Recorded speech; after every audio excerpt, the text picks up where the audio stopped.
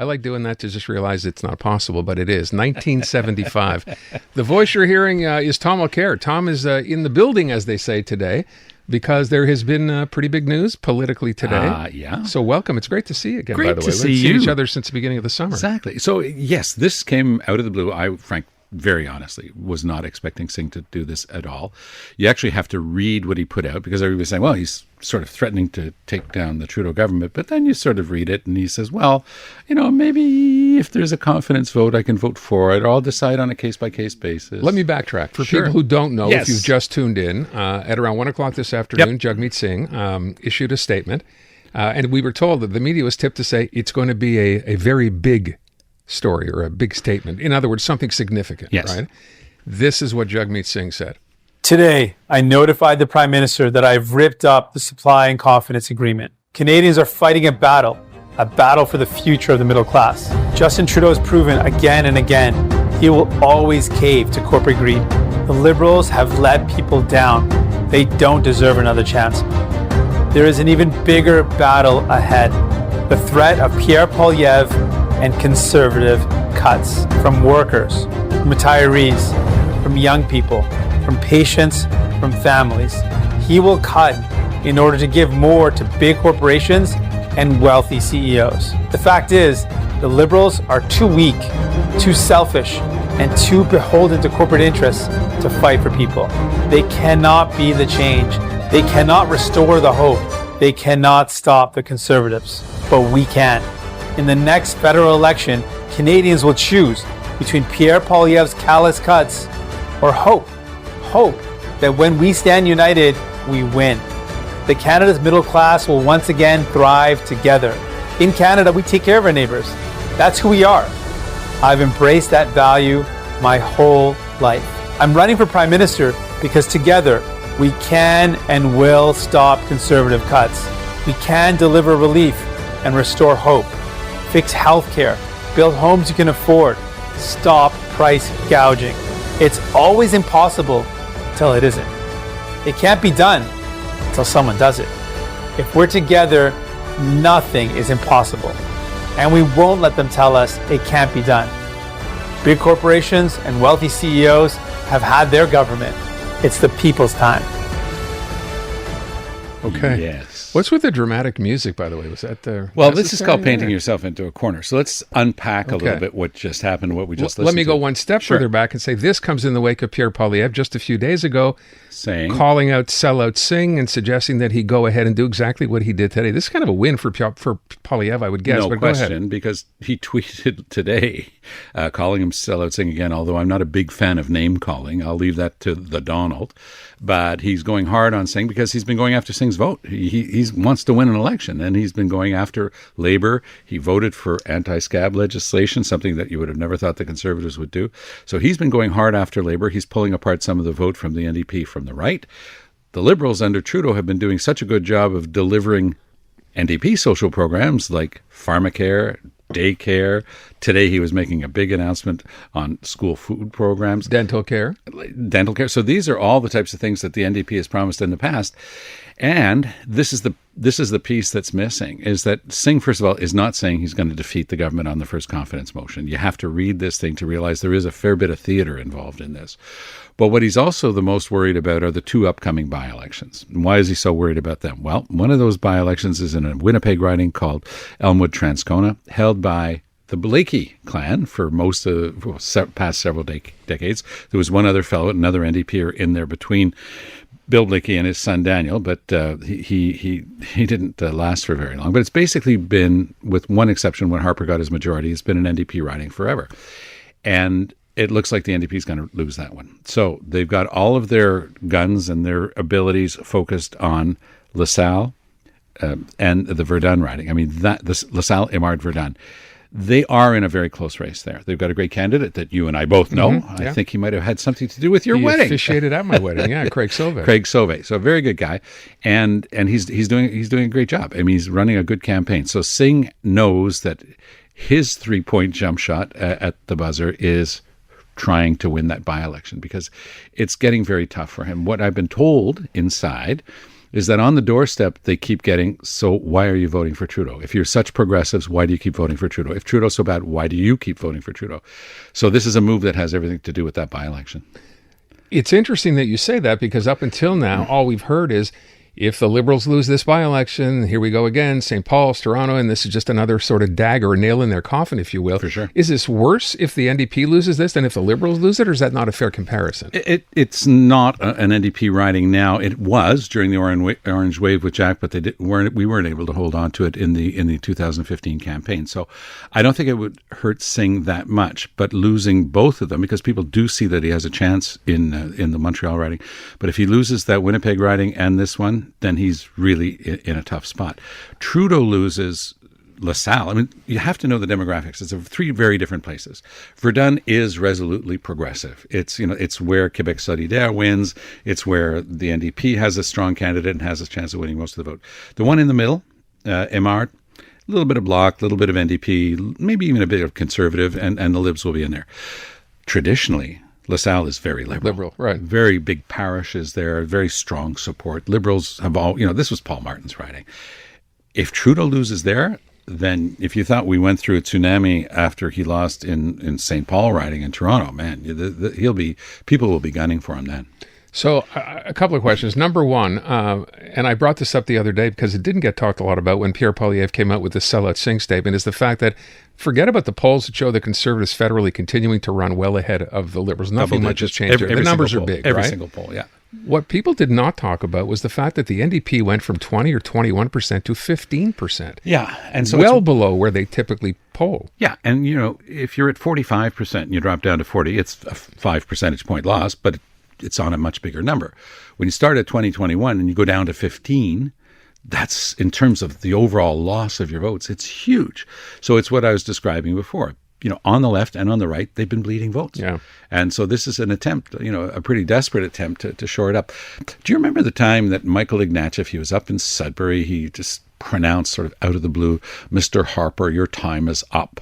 He didn't get to decide that. It was a minority government. He didn't get to decide that he was going to, we were in the NDP. We had more than enough votes, and we really did well with it. Jack, we worked hard together on that particular issue. And our reaction was, Michael Ignatieff's not going to dictate to us what we do. And that's the missing piece here, because Singh and the people around him have been desperately trying to spin that, no, they're not listening to Poilievre. And I'm sure that that's true, that they're not listening to Poilievre. But the darn timing for them is last week Poilievre was in front of the microphone saying, "Mr. Singh, tear down this government." Yeah, right, exactly. And then a few days later, Singh does just that, offers to perhaps defeat them. Where it's going to be almost impossible for Singh to navigate is when the Conservatives come in with a confidence motion, because they are the official opposition. They get to have what are called opposition days. They get to put a votable motion before the House. I would put in, if I were one of their advisors, like an 8-word motion which says, we no longer have confidence in this government, or words that simple. And then what does Singh do? Does he vote for or against that motion? And it's going to be a heck of a conundrum. So I'm asking you, what do you do in the event that was to happen, right? Trying to basically force their hand. What happens? What do the NDP do? If they don't decide to bring down the government, what was the point of walking away from this agreement in the first place? Yeah, and there would have been a way to finesse it if they had prepared the ground properly. In other words, if they had said, we're no longer expressing our confidence in advance of this government, we're going to take it on a vote-by-vote basis, they could have finessed it.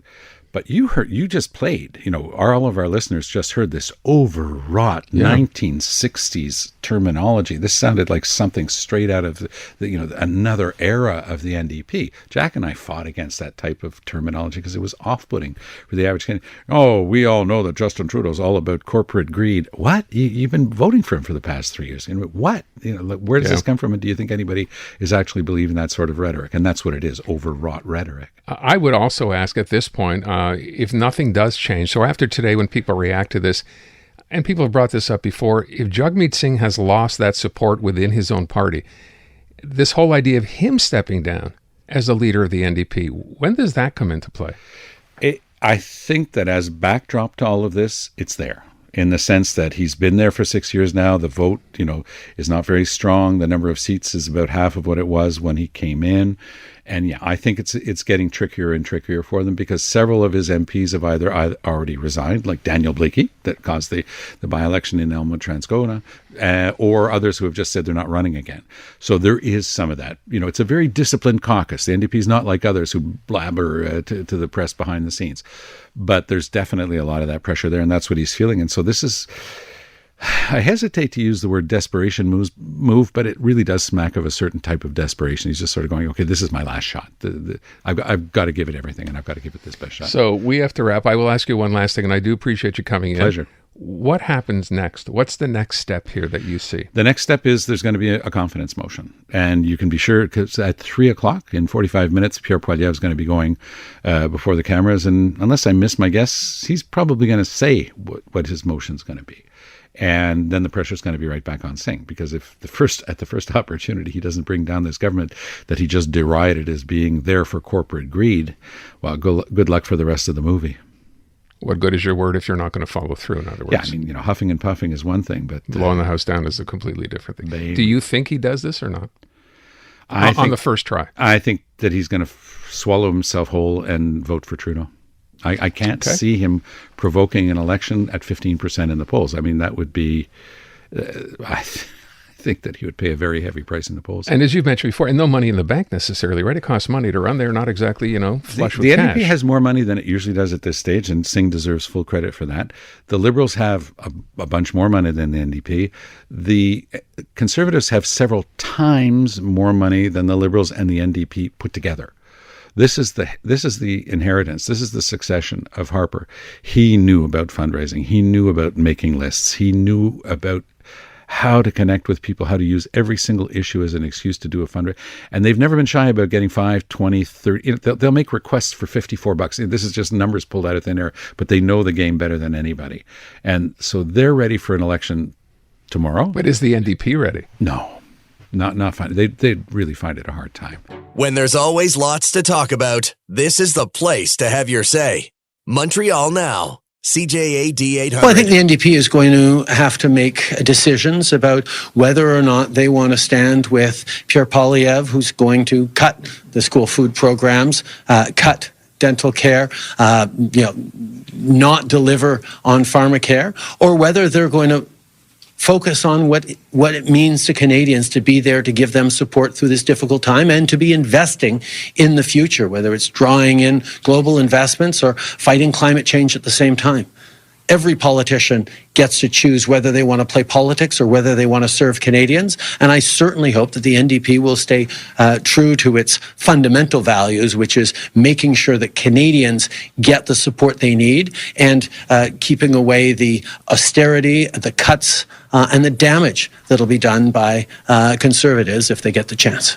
Okay, so that's kind of nicely stick-handled, I guess, right? Well. Take your shot at the Conservatives and then say to not get mad at Jagmeet Singh and the NDP, but just say, I hope that given what they've done and making this decision, I hope they can still focus on what they promised Canadians. Well, it's an interesting contrast with the very overheated rhetoric we heard before from Jagmeet Singh. Yeah. He's going, full bore against Trudeau. He's there to help corporate greed, and Trudeau's being a gentleman, just saying, look, I hope they think about their own values.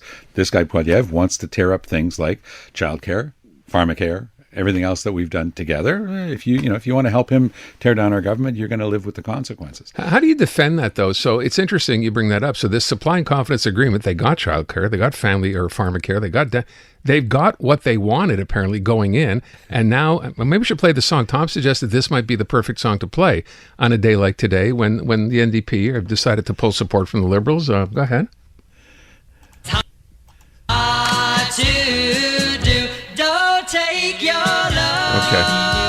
Away from me. It started a little late. You missed the first line because it's here. If you go, then I'll be blue. Why? That's right. Thank you, Neil. Breaking up is hard to do. That's exactly what this is. This is the NDP breaking up with the Liberals, but not necessarily saying they'll never talk to them again. Well, I mean, that's the theater part of this whole thing. It's like we didn't even hold a press conference. The NDP put out a video. Yeah. Mr. Singh didn't take any questions. And it was a video in which he used prepared lines that were very hot against the Liberals. that he's been in the sack with for the past couple of years. So I'll let our listeners decide what they make of it. I know what I make of it. It's just a desperation move, for want of a better term, at this stage of the game, where he knows that he's in trouble in Elmwood-Transcona in Manitoba. He's hoping against hope that he can somehow pull off something amazing with Craig Sauvé. So in the this is his Montreal Hail Mary. It's exactly what it is. Yeah, it's a Hail Mary. And I think that Mr. Singh knows that he's playing, he's gone all in for himself and for the future of his leadership. I asked you just during the break, and this is interesting. You would have a much better idea, I think, than most people would. When I heard this today about this big announcement at 1 o'clock, first of all, I assumed it was a press conference, not a prepared video. By virtue of the fact that it is a prepared video, it was obviously done at least a few days ago, maybe more than that, because it takes time to put together, to edit, whatever else. Absolutely. Do you think the Prime Minister had an idea this was coming? I think he probably had a couple of days, like Singh officially told him recently, like today or yesterday, but I have a feeling that the Liberals are well enough informed that this was in the works. They have enough people that they're talking to. My nose tells me that Poilievre's Conservatives, who are very well informed, they've got great sources. Their intelligence is superior to the other parties. I'm starting to wonder if Poilievre last week, when he made that famous call for Singh to defeat Trudeau, to stop voting for him and to bring him down, I'm starting to wonder if Poilievre didn't have enough inside information then, because as you correctly say, if you're going to be doing something this big, you've got to have the right people on board. You've got to really make something professional. It's got to be, it's not done rapidly. It's like making an ad, during a campaign, you can't make an ad one day and have it on the air the next day. It takes a while. So yeah, I do think that there was a little bit of that. So that you think Pierre Poilievre, the Conservatives, knew that this was coming from Jagmeet Singh, which kind of made him look like a few days later when he came out first, the whole sellout Singh, and you have to break this agreement. He knew this was on the way. And Singh's answer, and by the way, the NDP have been pushing back on this, saying, no, this decision was made well before Poilievre asked us to do it, which sort of, and our whole caucus was aware, and we knew that we were going to have to pull the plug. And I was just joking before with Vashi Capello saying, I don't know, that would be the first time in Canadian political history where an entire caucus is aware of an impending decision, and none of it leaked. But the ability to have been working on it before, and for Poilievre to have picked up enough signals, that I believe. I would just bring up one last thing. I had Alexandre Boularice on the show the day this came up and asked the question, and it seems to me that standard line was, the agreement is always on the table. It's not as if we just kind of go ahead with everything and anything they do. We're always looking at it. We're always make sure that it's doing what it's supposed to do. That was the line they came up with when they were attacked by the Conservatives. Yeah, and that was a good line. And if the part that's very difficult to follow here is the lack of preparedness and the lack of preparation. So you launch something by video. Your main person, your leader's not there to defend, explain, or deflect. You're going to be sending out a few spokespersons, obviously, which is what the NDP is going to do for all the panel shows and the radio shows this afternoon. But at some point, if you haven't prepared the terrain, if you haven't prepared people for what's coming, if you didn't provide any arguments, you didn't make your case, then this just comes out of the blue. And I say it very, very openly. I did not see this coming, simply because it's very hard to figure out other than the context of the by-election. And that's very short-sighted, because it's one very specific date and one very specific event. But then do you get mud on your face every time there's going to be a confidence vote in the House, because you have no intention of really going to an election. So that's where the play acting comes in. It is theater.